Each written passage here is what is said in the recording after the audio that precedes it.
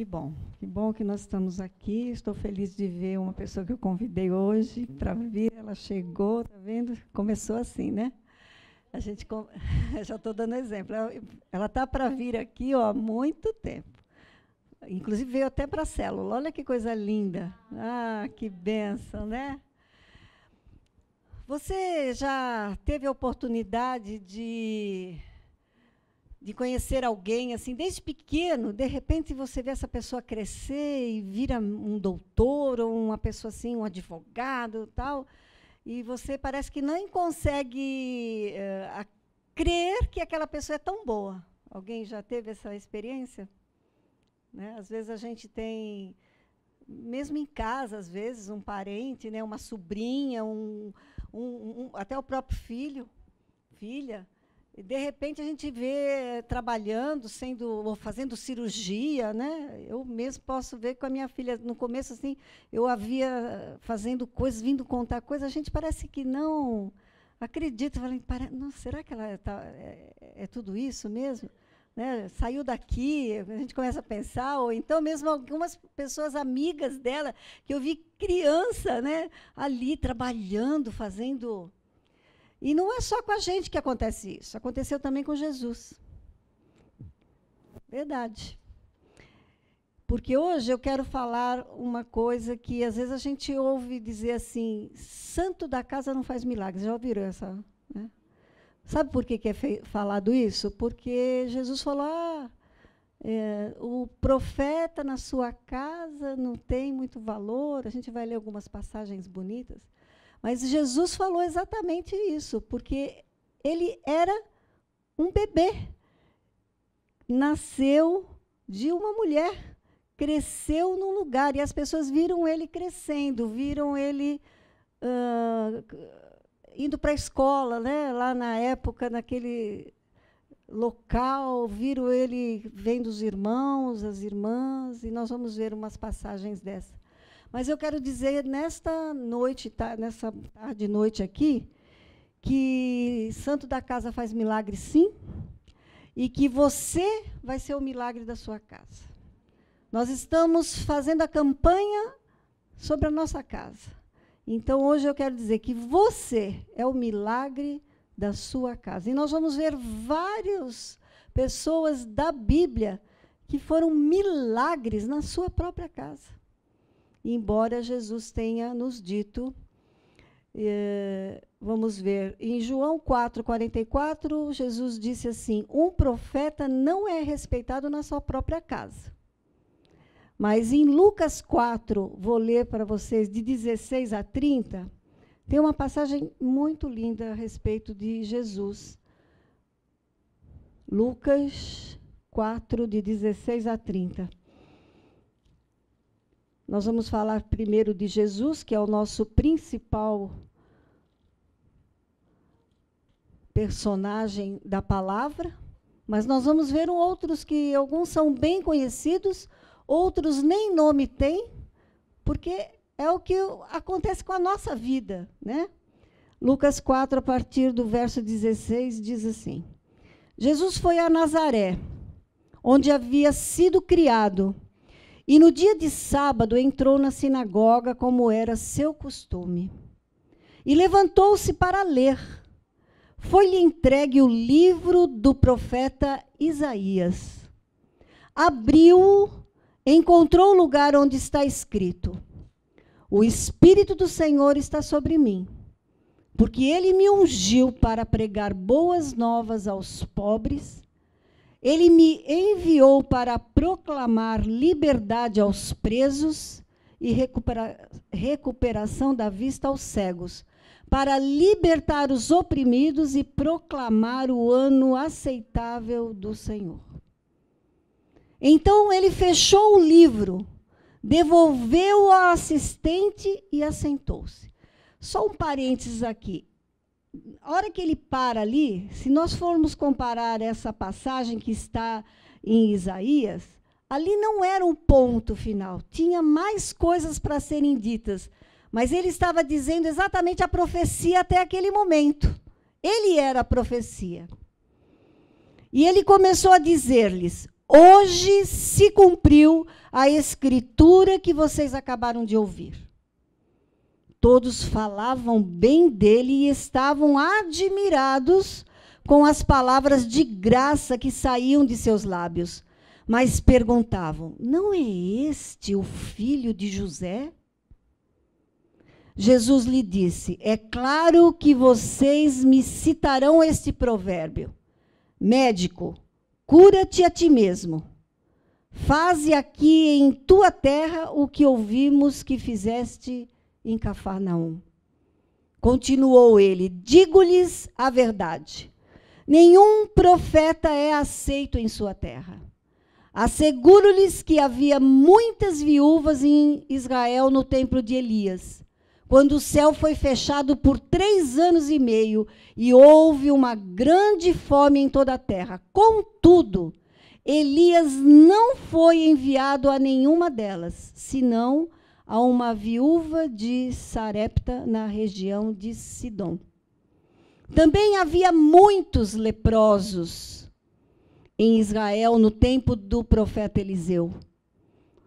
Todavia, nenhum deles foi purificado. Somente Naamã, o sírio, o foi. Todos os que estavam na sinagoga ficaram furiosos quando ouviam isso.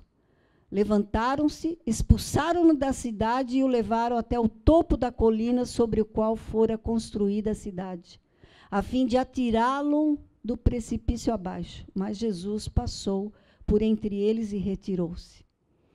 Vejam que Jesus, ele era homem, e era muito difícil, até para os discípulos de Jesus, aceitarem a divindade de Jesus. Porque eles viam, eles apalpavam, eles seguravam. João dormia no ombro de Jesus.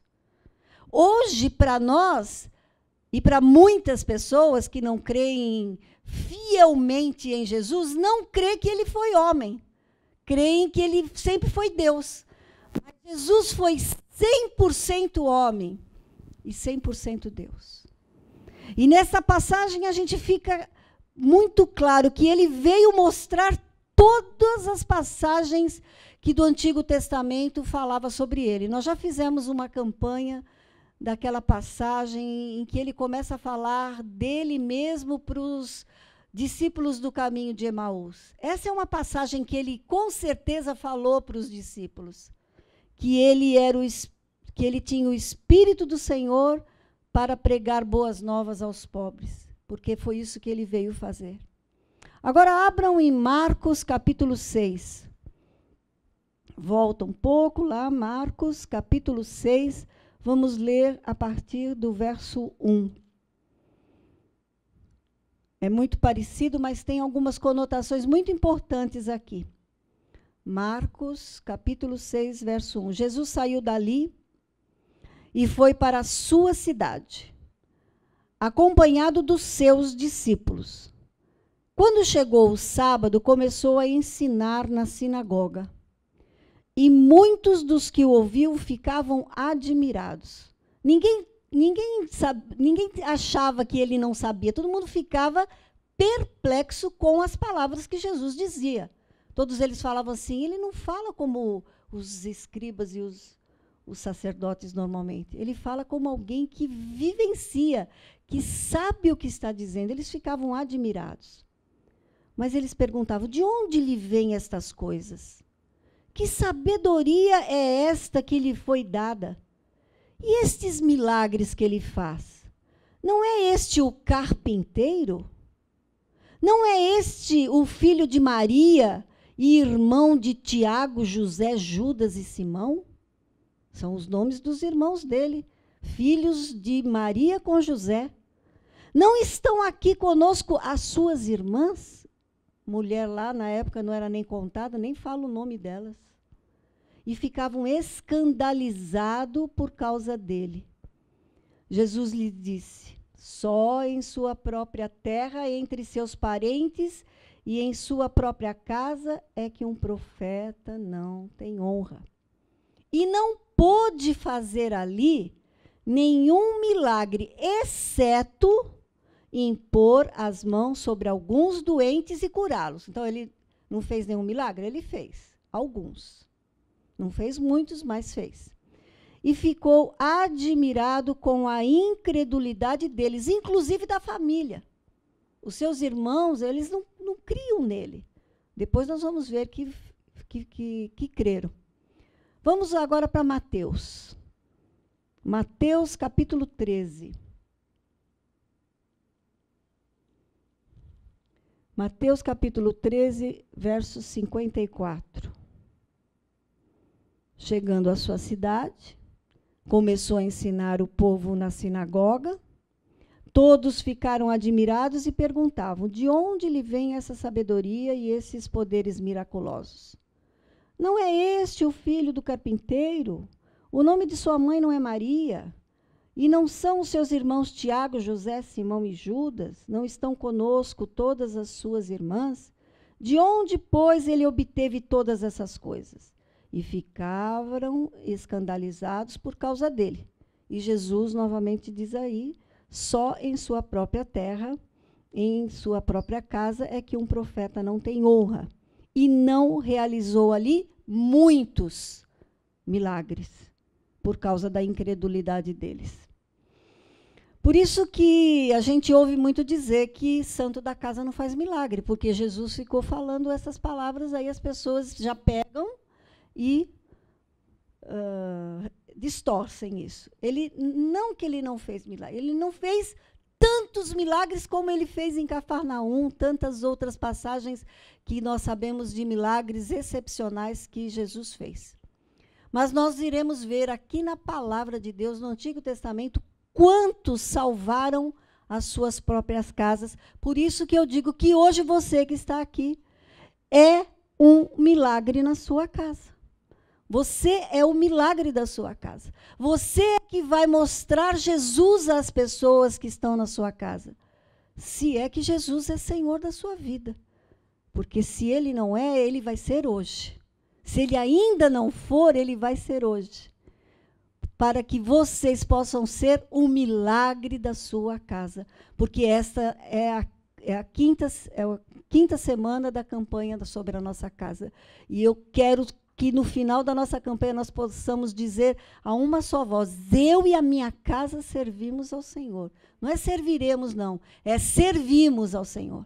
Essa é uma oração que eu faço diariamente para a minha casa. E creio que aqui muitos também fazem essa oração. Mas o primeiro que eu quero contar para vocês é Noé. Noé conta a história lá em Gênesis capítulo 6, 17 a 18, quando Deus foi fechar a arca, que havia sido feita por ele em 120 anos, porque foi Deus que fechou a arca, senão era capaz dele querer trazer mais alguém para dentro. Ele salvou 8 pessoas. Ele salvou a sua família. E lá em Gênesis 6, 17 e 18, diz assim: eu trago o dilúvio sobre a terra, diz o Senhor, para destruir tudo o que tem vida debaixo dos céus. Tudo o que há na terra expiará, mas contigo estabelecerei a minha aliança, e entrarás na arca tu e contigo os teus filhos, tua mulher e as mulheres de teus filhos. Noé era especial? Era.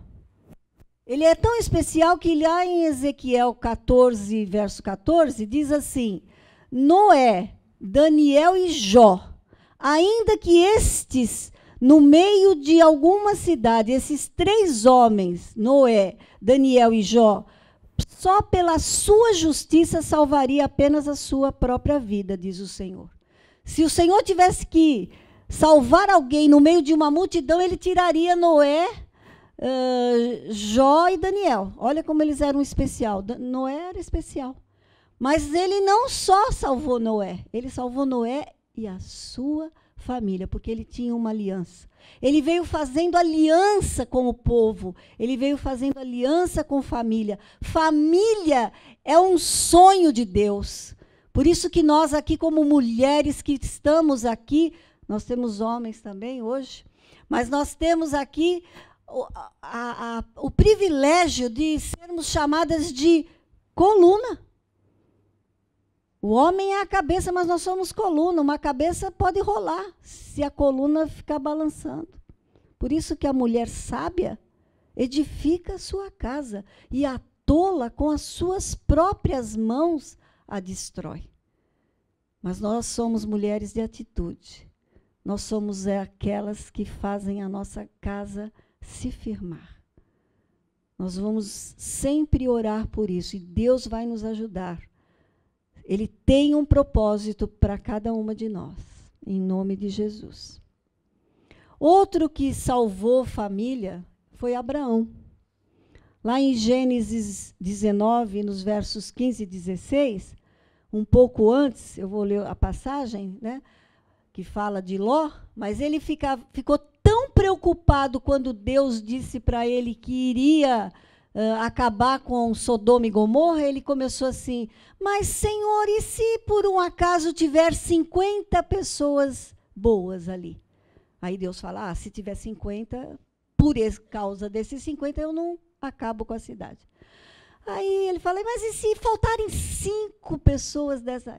45, também. Desculpa falar de novo, Senhor, e se faltar 10? E ele vem lá barganhando com Deus, né? Vocês sabem dessa história, quem não sabe, depois lê lá, que está em Gênesis capítulo 19. Ele vem barganhando, até que ele fala, e se tiver 5, 4, 3, 2, 1, 0? Não. Né? Ele fica ali e Deus manda os anjos, e os anjos retiram de lá Ló e sua família.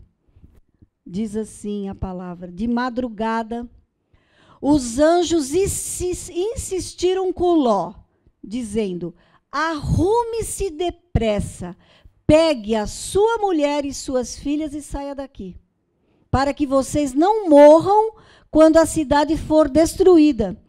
E, como ele estava demorando, os anjos pegaram pela mão de Ló a sua mulher e as suas filhas e os levaram para fora da cidade, porque o Senhor teve compaixão de Ló por causa de Abraão. Então, Abraão orou e salvou uma família, a família do sobrinho, que era como um filho para ele. Né? Vocês sabem da história que Deus mandou ele sair da terra, deixar a parentela, mas ele levou o sobrinho, porque o sobrinho não tinha pai.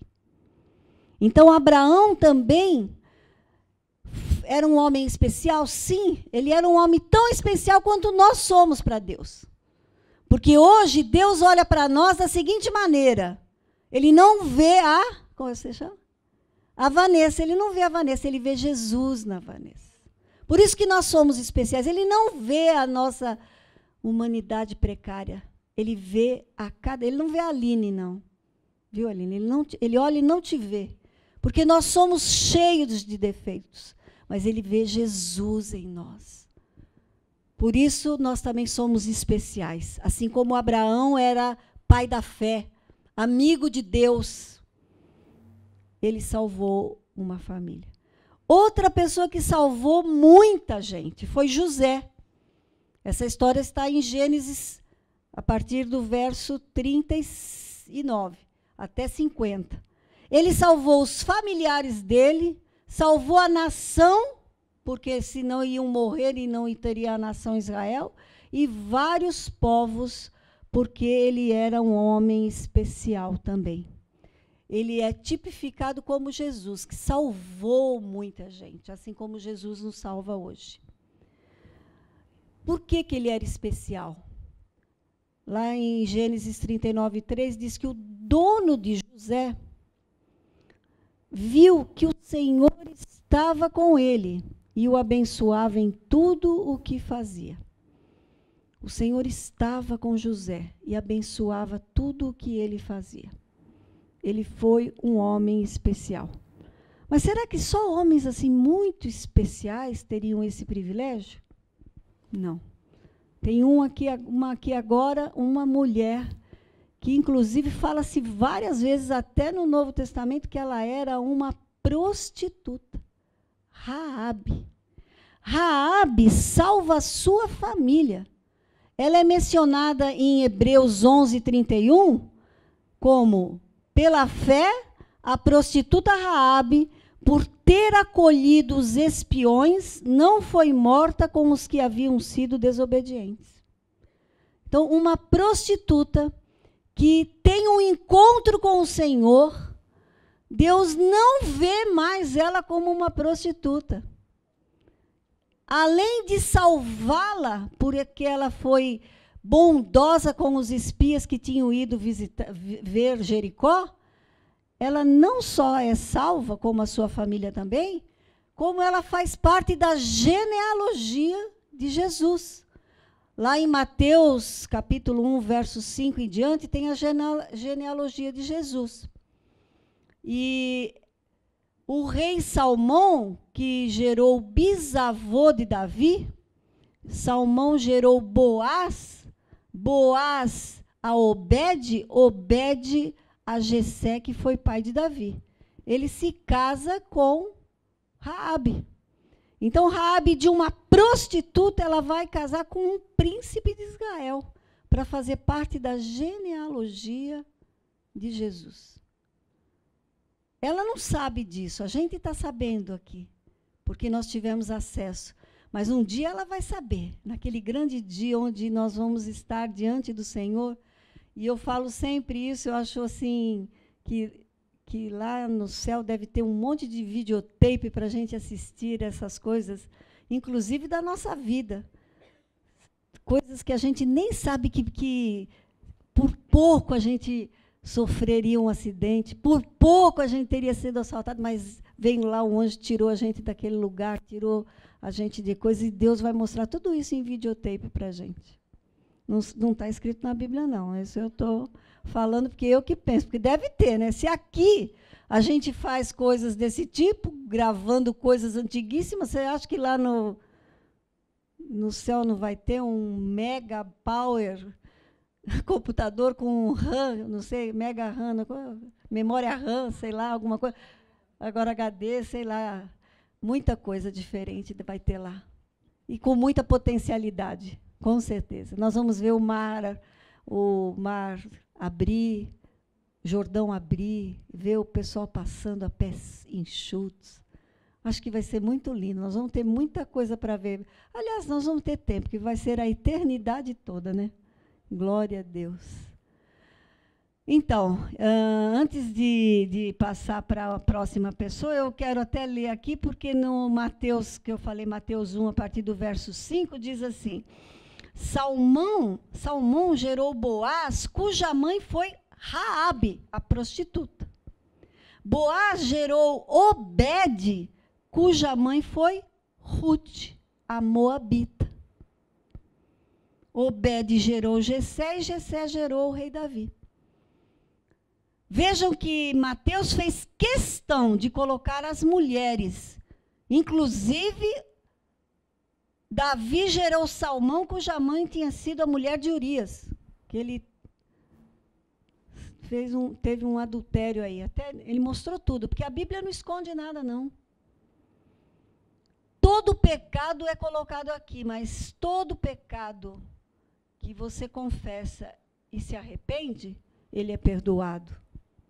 Amém?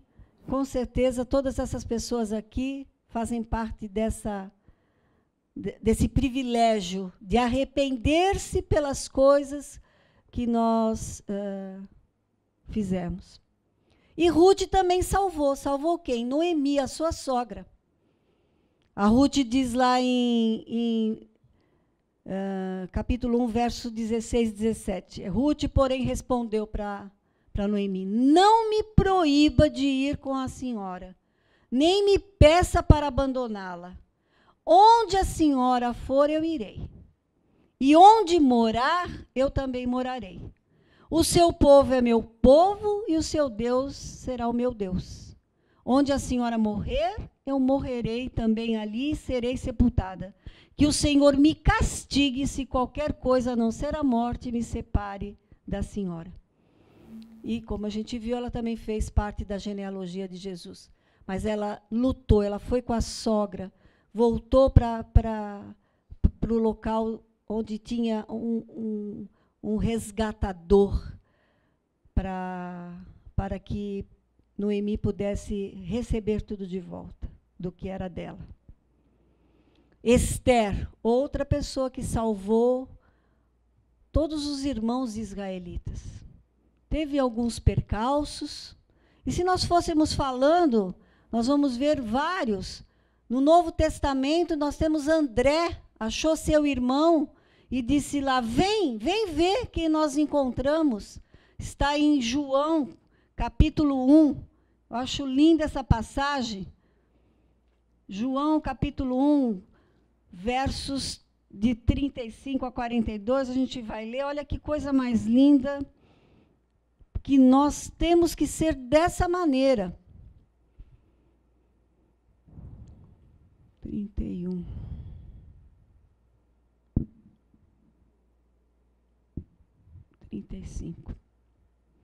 No dia seguinte, João estava ali novamente com 2 dos seus discípulos, João Batista, tá?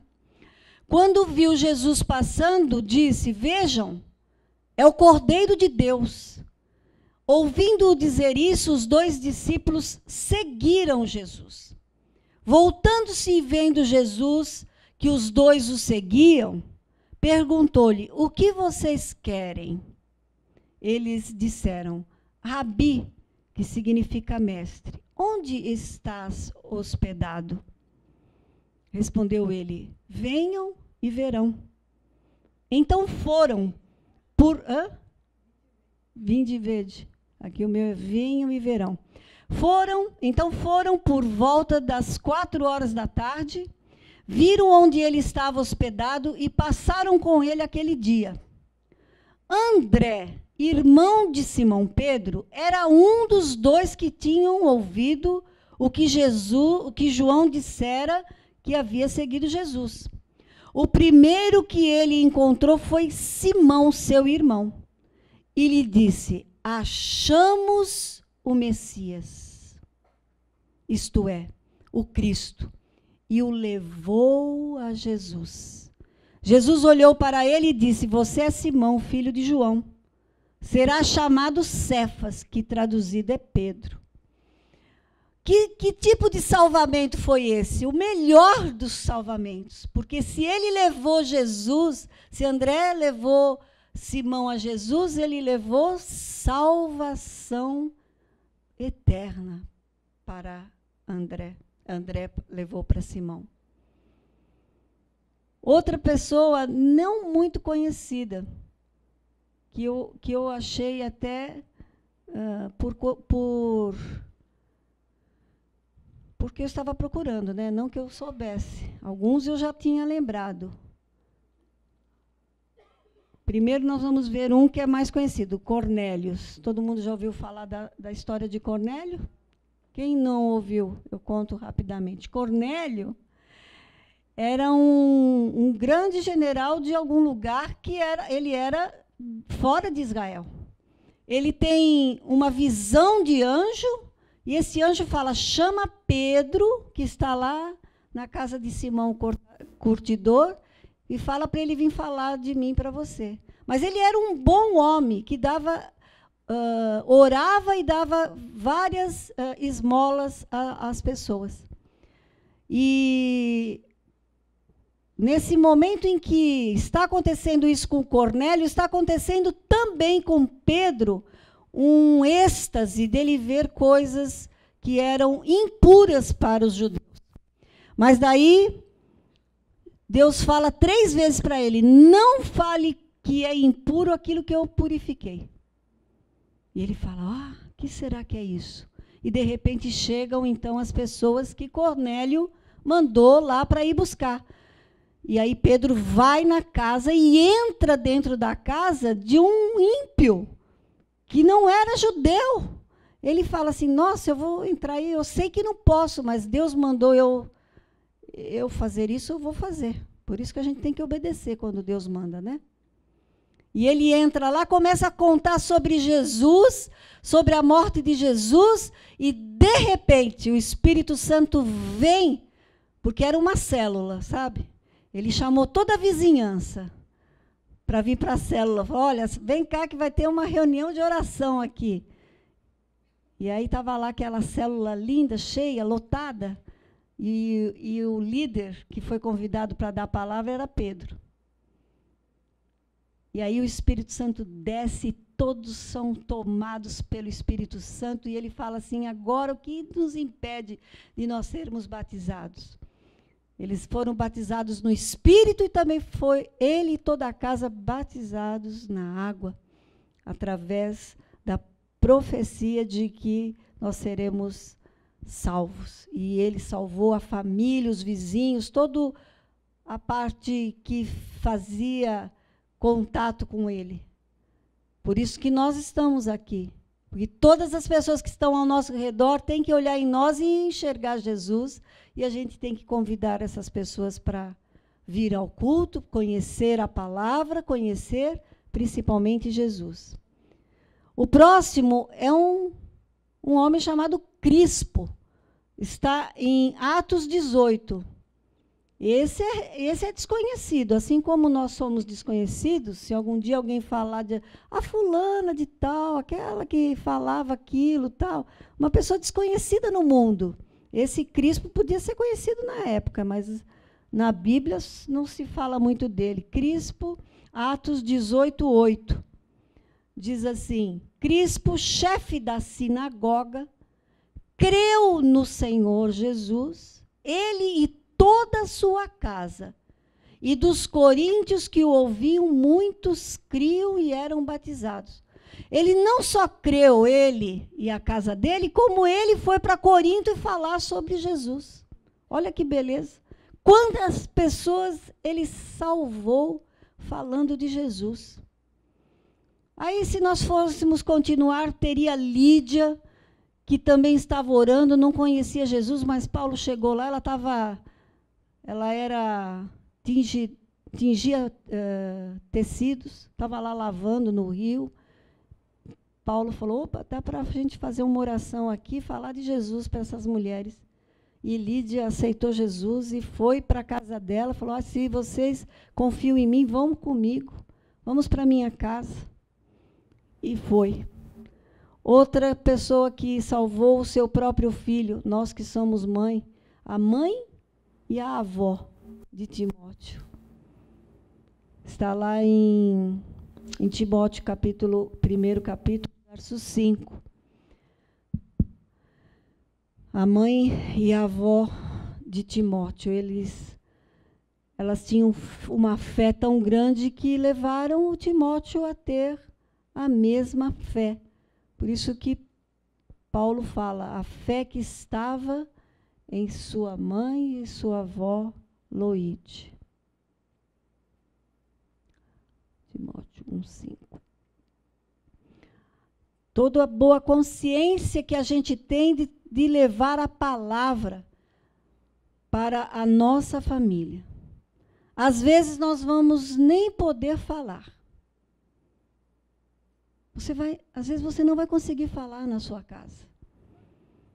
Tem família que não quer nem ouvir. Quando você fala que você foi a uma igreja evangélica, que agora você é crente, você é rejeitado pela família. Mas saiba que você tem uma arma, que é a oração e o testemunho da transformação da sua vida. Eu conheci uma jovem que ela era judia e ela se converteu ao cristianismo ainda lá na Inglaterra. Nessa época, a irmã de Mary Williams estava lá e ela se drogava, ela era roqueira, tocava muito bem violão, mas sempre... E um dia a irmã de Meia conheceu ela vindo de uma noitada. Uma história muito linda. E a irmã de Meia fez o apelo, ela aceitou Jesus e acabou que ela foi deserdada de uma família riquíssima. Enquanto ela fazia tudo aquilo de errado, passava noites fora, tudo bem. Mas depois que ela falou que ela era cristã e que agora não bebia mais, não fazia mais nada, nenhuma arruaça, ela foi deserdada da família. ela veio embora com a irmã Edmeia para o Brasil. A irmã Edmeia adotou ela como filha. Ela cantava, parecia anjos cantando. Eu tenho 2 CDs dela.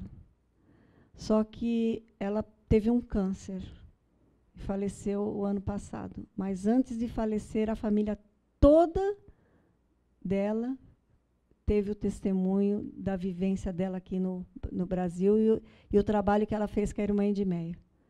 Quer dizer, não foi nenhuma... Ela foi afrontada, mas ela não foi lá falar, mas só pela história da vida dela, a família também acabou conhecendo.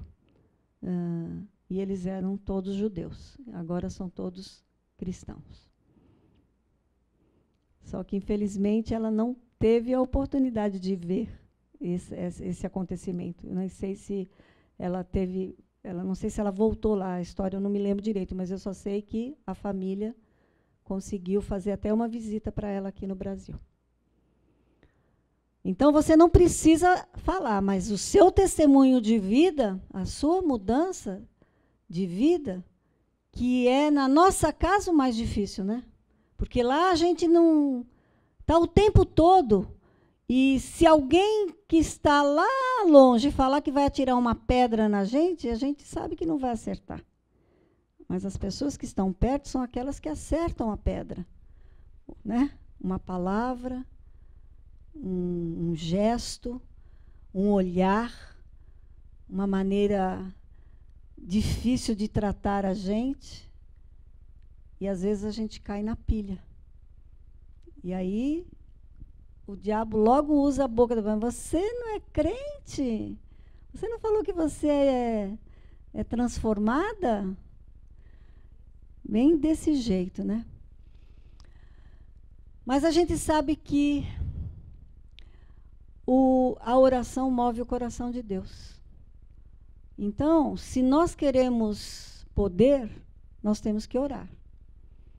Porque muita oração, muito poder. Pouca oração, pouco poder. Nenhuma oração, nenhum poder. E aí você fala, comigo nada acontece. Acontece sim, vai mais para o joelho. Não essas calças rasgadas porque foi cortada. Rasga de ficar de joelho mesmo. Sabe, conhece aquela história de que o lugar onde, não me lembro quem ficava ajoelhado, tinha um buraco? Já ouviram falar nisso? Quem que era? Quem é, Aline? Billy Graham? Não é Billy Graham. John Wesley. E que John Wesley, de tanto ficar ajoelhado, afundou. E que Billy Graham foi lá? É mentira, tá? Que Billy Graham foi lá foi verdade, mas que estava afundado o chão é mentira. Não existe isso lá. Só estava afundado no mundo espiritual. O chão lá ele ficava muito ali, mas para ficar ajoelhado, carne na madeira para afundar, só se ele ficasse fazendo assim, né, esfregando, sei lá. Eu sempre achei estranha essa história, mas daí, agora, outro dia, alguém tirou uma foto de lá, postou, está na internet, procurar aí, vocês vão ver.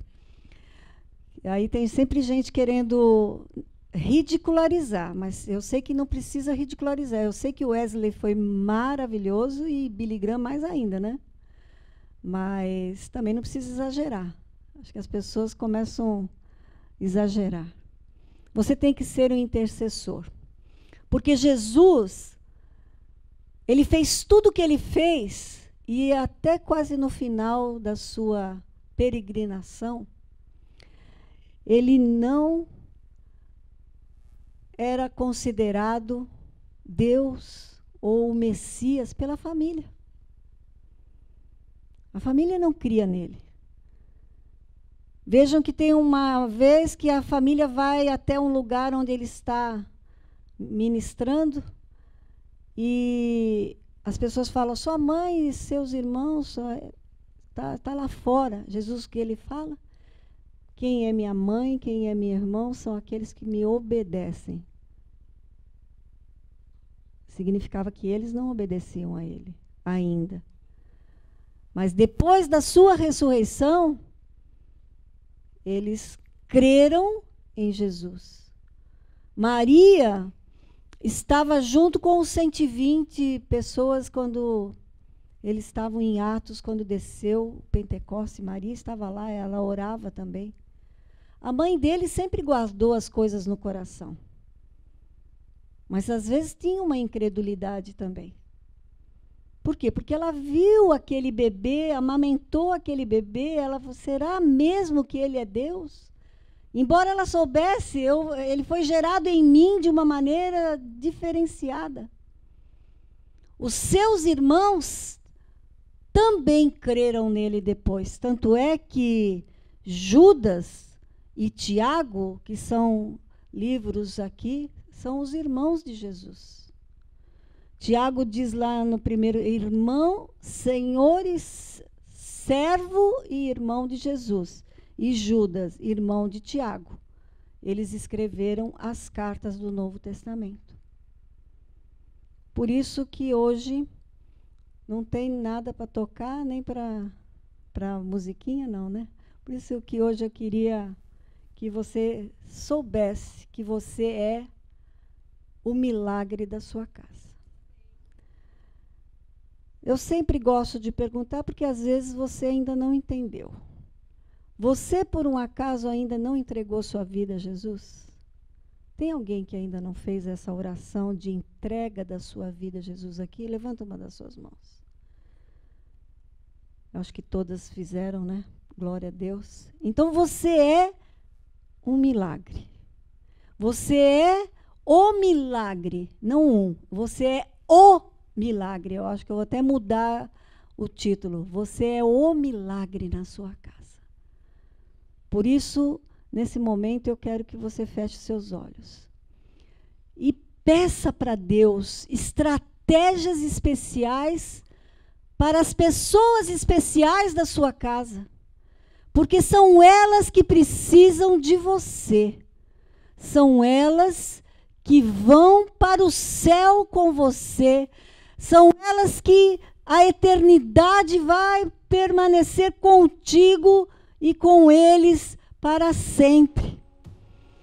Tem pessoas que somente você vai ter acesso. E essa pessoa depende da sua fala. Depende do seu testemunho. Peça para Deus agora, Senhor, me traz a memória para quem eu devo orar. Deus vai trazer a palavra especial na sua boca para glorificar o nome dele.